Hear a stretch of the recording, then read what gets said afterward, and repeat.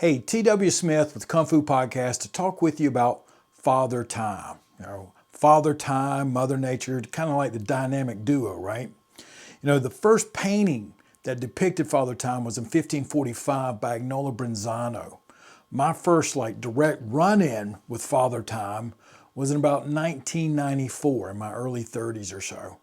And I was struggling a little bit because I was several years into the Chinese martial arts. And I had gathered all this information up to that point of, collecting Tai Chi Chuan, Baguazhang, Luoxing. You start to learn, right?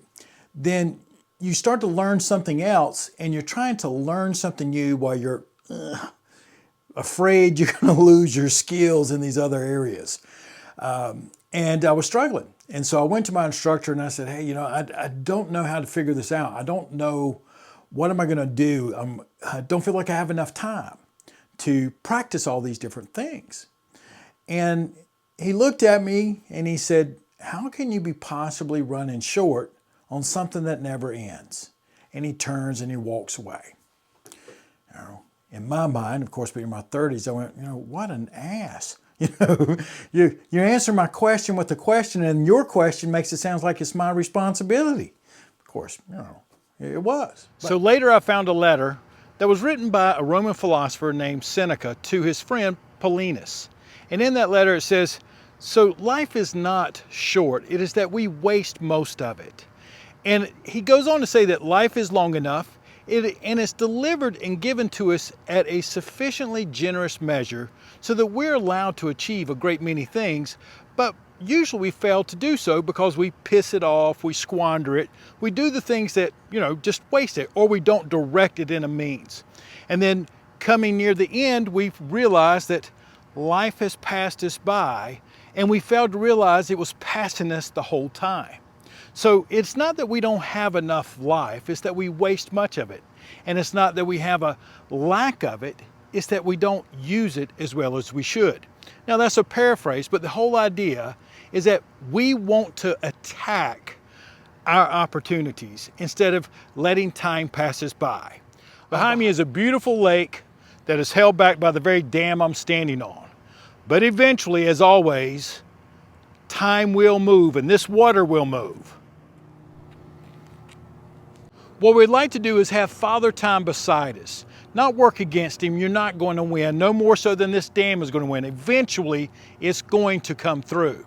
So you want to put him beside you, take advantage of the opportunities as you have them, and move on down the path as appropriate for you at this moment. That's all we ever want to do. So I had to rethink my strategy because I had pretty good techniques at the time. I was going through these exercises of every day of trying to prioritize my day, blah, blah, blah, go through all this stuff. But my strategy was poor, and so I embraced a bigger strategy. And first is that, time is the only resource that you spend that you can never get back. I could give you the shirt off my back, I could give you the money out of pocket, I can give you the food off my plate, and I can replace all of those.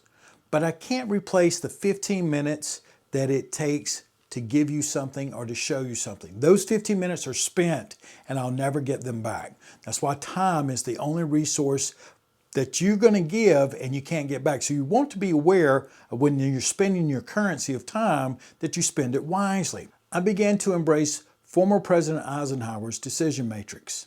It's a simple system, a good strategy of looking at time, breaking it up into 4 areas. And in the bottom areas is where you want to avoid because those are the unimportant items. Number 1 are things that are urgent and important, things like a crisis. Someone's become sick. Of course, that's urgent and it's important. Number 2 is a little tricky, right? This is the one that gets a little bit more, less time than it should because they're important, right? But they're not urgent. So for example, building in your daily exercise, your meditation, journaling, your ability to sit down and review and plan. These are all important components of quadrant 2.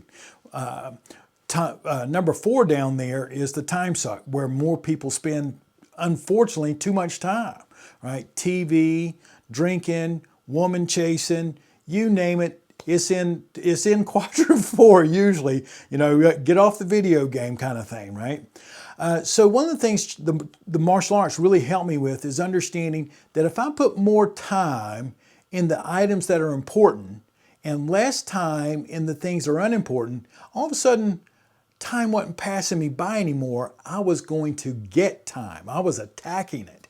And that really helped me. So your call to action is to evaluate your time. Where have you been spending it, and how can you deploy it in a way so that Father Time is on your side rather than someone you're wrestling against with him? And that's why I love the martial arts, because when you're working on things, you have to practice. How did you do? What did you do well? What did you not do well? Do you have all components of it? Because your martial arts should include things that are important to you.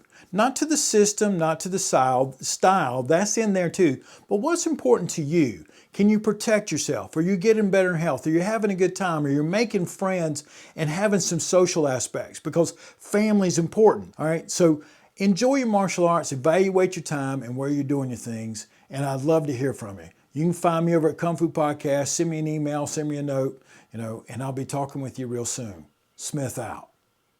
Put Father Time beside us instead of looking at what's happening. Damn airplane.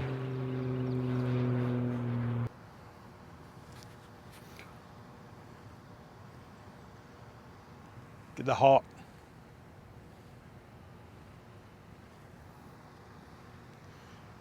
All right. This is T.W. Smith, out.